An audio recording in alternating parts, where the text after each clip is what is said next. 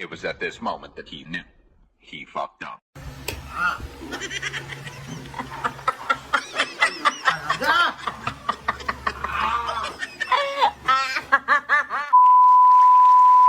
Hey mga ka-video, so ito, ang tagal ng partner ko na nang bumaba. Ewan ko ba, ano ginagawa?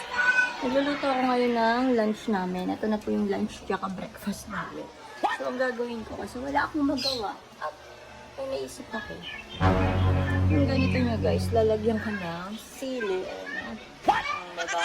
Lalagyan ko ng sili yung kanyang ulam. Mahina na kasi dalawang sili yan, ihahalo ko. Pati yung ano niya, yung sa itlog. Pero unahin ko muna yung walang sili. Kasi syempre nakain din ako, tsaka yung anak ko. Tapos ngayon, ayun yung ipapakain ko sa kanya na hindi niya alam. O, diba? Mautak to kahit late na gumising.